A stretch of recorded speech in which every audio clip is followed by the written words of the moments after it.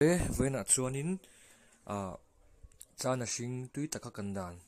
a tips karon tilang dona kan ma mo ti tomato te marchapui purun varle purun senle ba khora hani mai a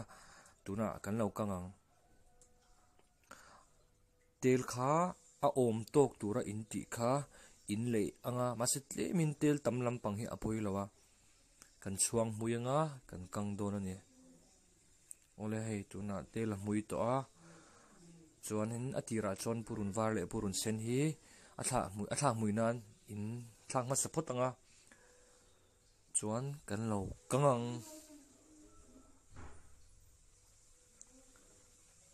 tel mui to a kan thlang dona ni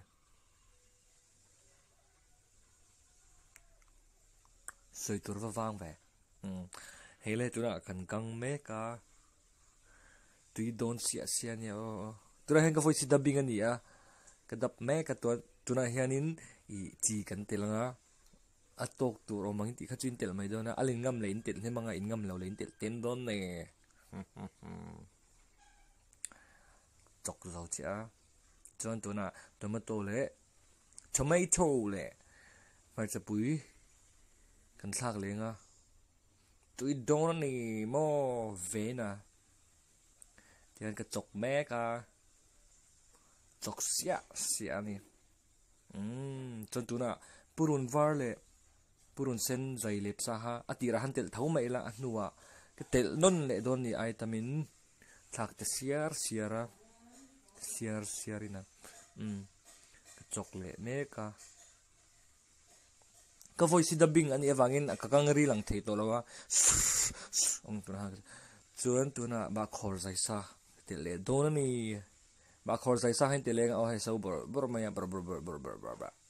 kan thak le me kani tuna hian ba khor ka thaka tikhan ka chok le anga tikhan in china nga inur chiranga asima tuna lo min ta der mai ni varang ve lo min ta duai mai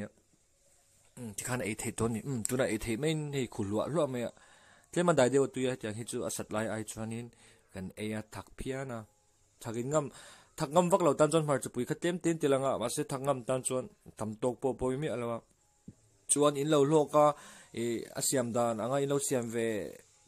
chin ka be se ya temeyang asisel emewa hetiang anga siam chin pui nom mai thea asiam ngai lo te khan hetiang hen in lo siam ve chin don ne o in lo lok pui nge ka be se asisel si atui box si chana